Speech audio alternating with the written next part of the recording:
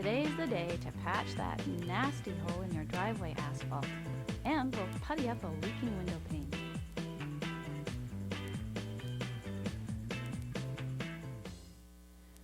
How many guys does it take to fill a pothole? 5. 1 to fill the pothole, and 4 to hold up the shovels. Now look, I always used to think that potholes could not be repaired in asphalt because you need a huge truck filled with mounds of steaming asphalt compound. But in fact, you can buy your own non-steaming asphalt compound in a small but tasteful bag. Then you go out into your driveway and prepare the hole and fill it. This is very easy to do. All you need are some knee pads, some safety glasses, and a trowel. And then, of course, your smart little bag of asphalt patch. So I'm going to show you how to prepare the hole to receive the patch.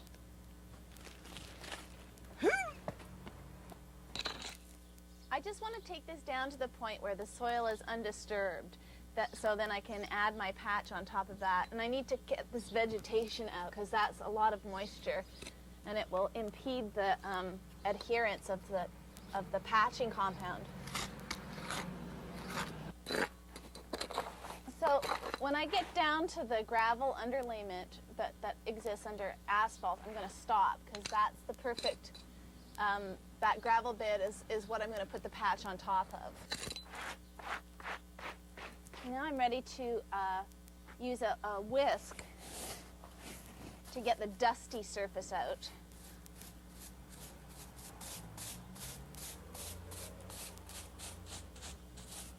All right.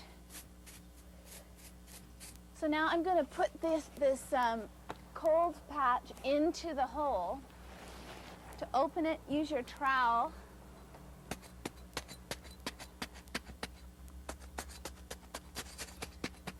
This stuff is full of solvents and it sticks like mad and it'll get all over everything. So wear your oldest clothes for concrete or asphalt repair.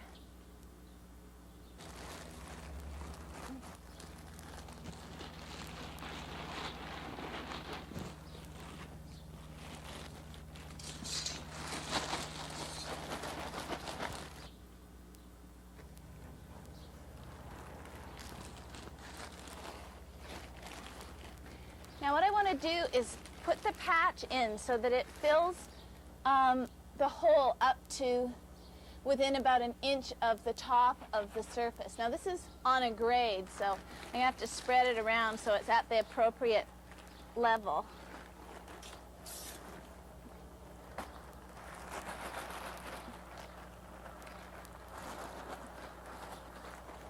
And I might have a bit too much in here, but I have to pack it in now.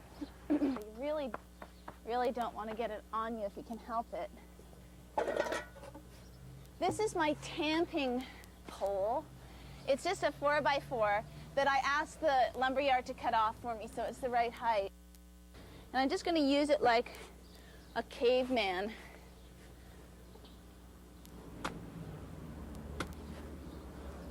I have to take some of the excess off this side and move it over into that side.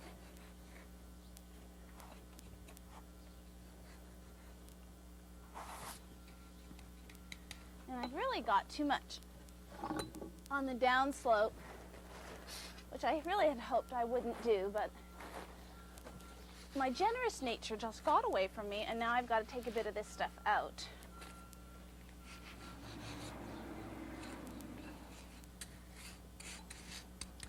Okay, and I'll tamp away again.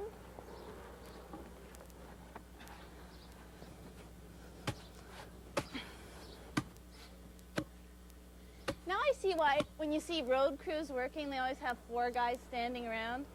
It's the tamping thing. It's exhausting. You want other guys. Well, just watching you for your bravura performance. Now, the whole point of tamping the stuff is to get all the air out so that there's a dense, tight, non-porous mass that won't let water in. So I've tamped this pretty much so that it is settled out, and I'm just going to take my trowel and add a bit more of the patch in. And this time I'm going to bring it up to about an inch or so over the outside level of the hole. And I'm going to be more precise about it this time so I don't have to scoop stuff out. Okay, I'm going to be a lot more precise. Okay, you know, it's better to just do it the slow way. How many times does your mother have to tell you?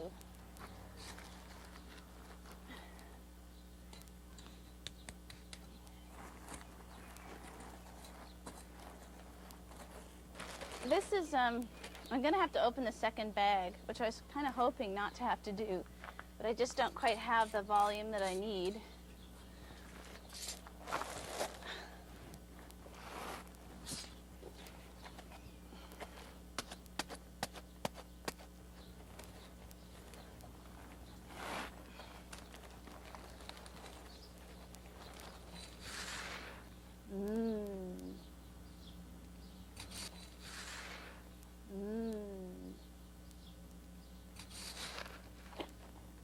You know how when you made sandcastles when you were little and you always wanted the binding agent?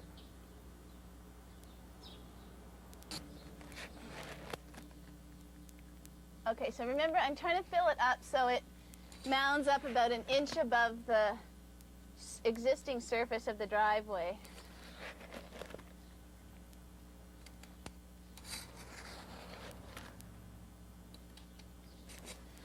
Which is tricky on a grade like this.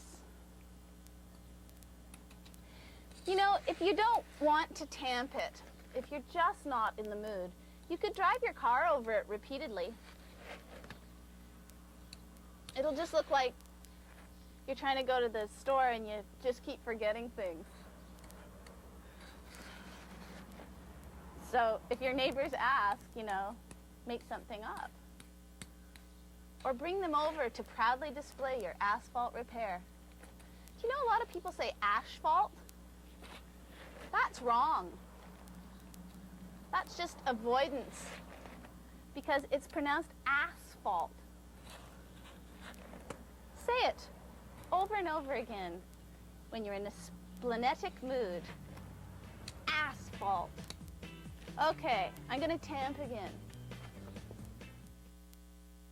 When you have those pesky oil spots on your driveway, you can soak them up using cat litter. Then you take a stiff bristle brush and you scrub that cat litter into the stain, and then you sweep it away. You put on some cleanser, a little bit of water, you scrub it again, you sweep it away, and bingo, there's no oil left on your driveway, and you're feeling very, very good.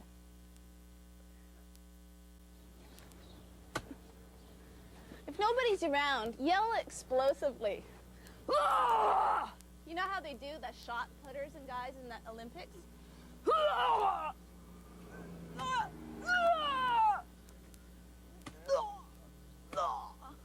Ah! Makes you feel like a Russian weightlifter, and you could wear a big kidney belt thing too and feel very masculine about the whole thing, although that's really not my point.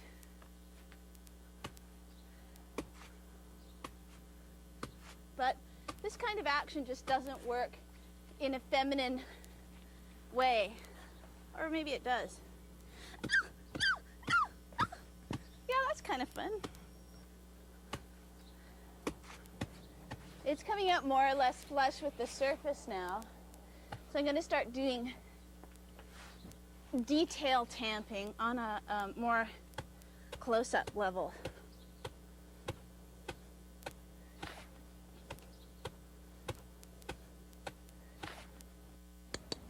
Trowel tamp a little bit around the edges to make sure that I've got the right density everywhere.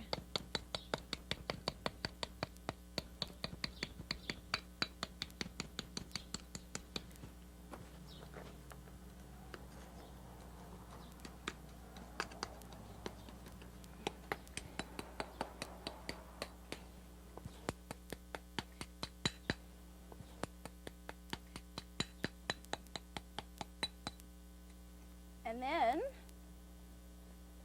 the dirt, oh, kiss these goodbye. Probably you should be wearing an older pair of these than my spanking new ones. The next step then is to put a bit of dust or dirt over the patch. It protects it from lifting off onto your car wheels, or anybody who happens to walk over it doesn't end up with a giant clod of asphalt on their boot. So this is the dirt that I used, that I took out of the hole.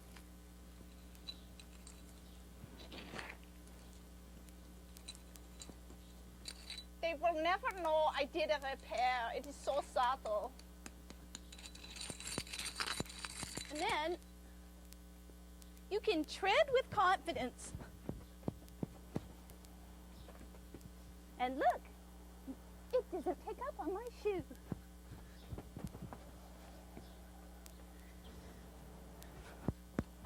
Now you know what to do when you're mad. You just come out into your driveway and tamp your patch.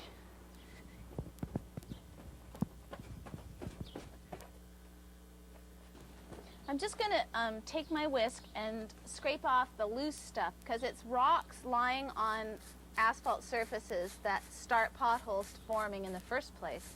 So we want to leave this dusty but not overlaid with big chunky rocks.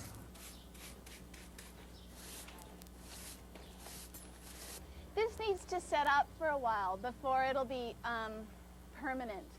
It doesn't mean you can't drive over it, but it just means that it won't be properly solidified for about 60 hours. Now, if you round up a bunch of your neighbors, you can probably get a better deal from a driveway sealing company. Asphalt driveways should be sealed every 4 to 5 years. And that way, giant potholes like the one we've just witnessed will never get a chance to form.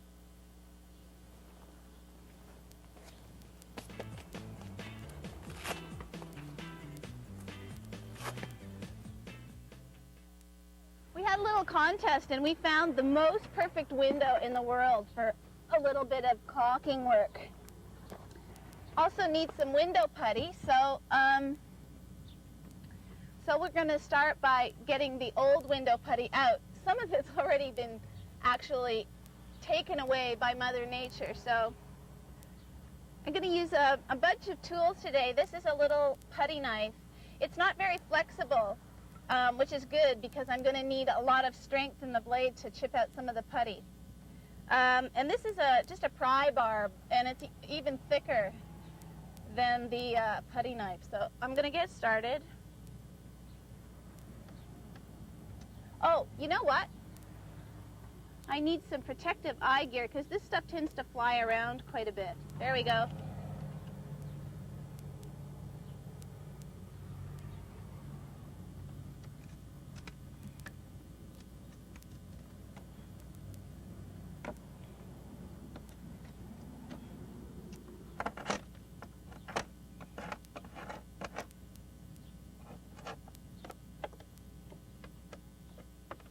Yeah, this stuff is coming out pretty easily.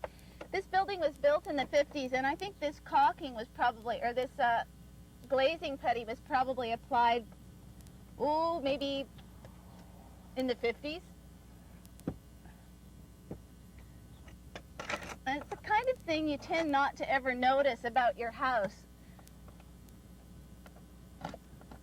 But the truth is, a little draft in a window like this is can be the same as leaving a window open through the whole winter. It lets in a lot of cold air if it's not properly sealed.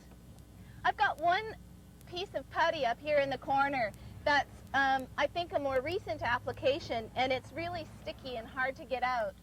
I could leave it there, but I really want to start with a nice clean fresh surface. So I'm going to use a utility blade and carve it out.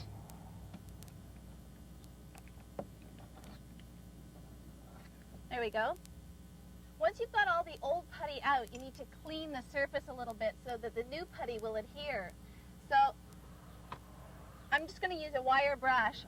Never hit your hand with a wire brush. And then I'm going to brush it again with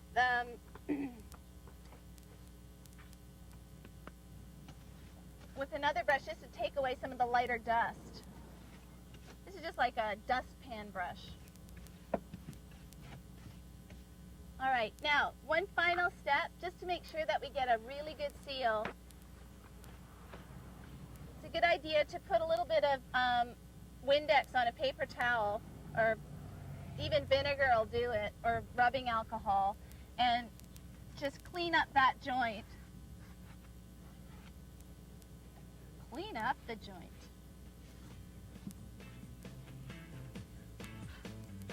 Okay. This is glazing putty. It's really hard to get open, but once you're in there, you'll be so glad. It stinks. It's got a petrochemical distillate base, so we want to put on latex gloves for sure on this one.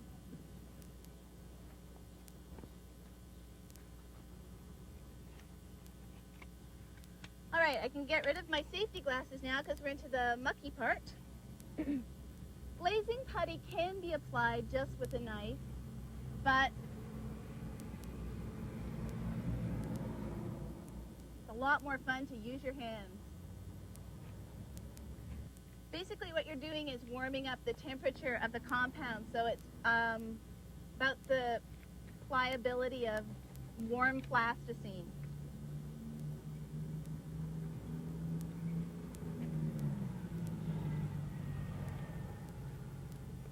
Okay, so I've made a long tube of the gunk, and I'm just going to start laying it into the joint.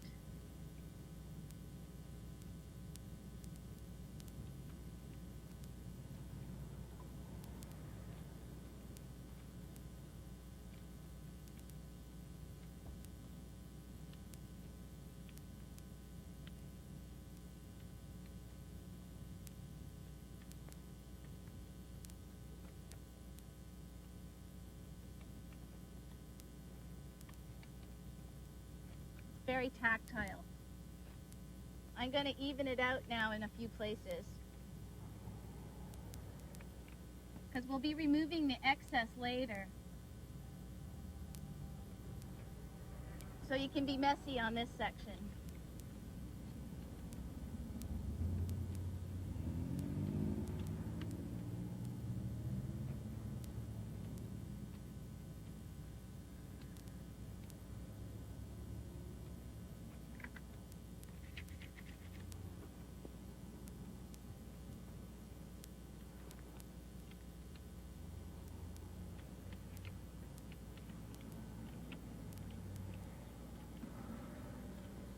I'm working it right into the joint. I'm working it deep into the joint so that it really has a chance to grip that surface. This mullion needs a little extra attention. We need to bring the putty out right to the edge of the mullion, because later on we're going to use the edge of this mullion as a defining surface for trimming up the putty. All right, this is the fun part. We're going to trim this putty now using, again, the same blade that we were using before. And to trim it, press one edge of the blade against the side of the window and the other edge of the blade on the glass. And then you simply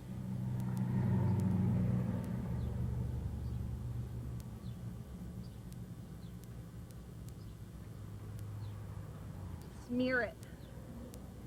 I shouldn't have closed up my little pot because, of course, I've got my excess, so I'll just store it right there. Now, you need to trim the little line of excess that you've got there. So up we go.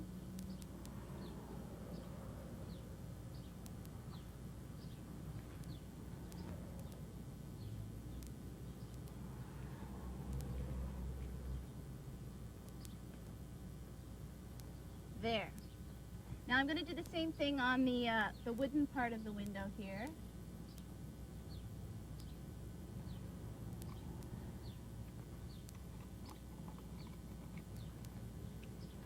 There we go. So I'll just continue doing that around the whole edge of the window, but it's going to look really good. if you've been working with the putty for a while and it's starting to dry out, you might find that as you trim it with your blade, the putty starts to pull away from the joint. So to fix that, there are a couple of things you can do. You can try, instead of running the knife continually in one direction, switch directions and run it over the joint again in the opposite direction, and that tends to smooth it down.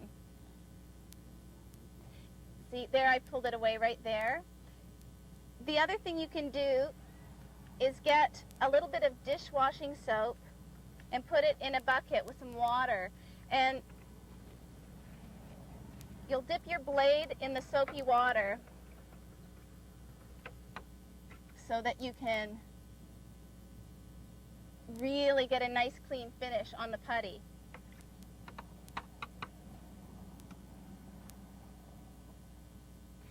Once you're finished your putty job, you need to leave it to dry for about a week. Oil-based glazing compound takes about a week to cure properly, and then you can paint it if you want to, unless you've matched the color pretty well to the trim color. It's a good idea to paint it too, though, if you really want a good seal. Also, you might be wondering how I could sit so long on a gravel driveway. Well, this is my secret. If you don't have one of these high tension, what is this, closed cell foam, I think they just call it, just get an old cushion or maybe a folded up drop cloth to sit on it. You'll do a better job if you're more comfortable. And the window is pretty smudgy from the job that we did. Let the stuff cure, then come back in a week. Check to see how it's doing. It should have adhered really cleanly, and it should be forming a good seal around the window. And then you can clean it up with a little bit of glass cleaner. If you use the glass cleaner now, though, it's just going to drip onto the fresh putty and wreck the seal. So hold off if you possibly can and live with smudgy windows for that 1 week.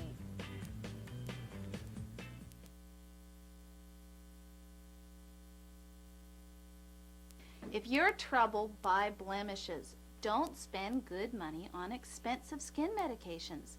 Simply dab those little trouble spots with toothpaste, and overnight the paste will dry up those blemishes. Oh, there's a good one. And next time, don't eat so much chocolate, Piggy. For a repair to remember, I'm Mag Ruffman.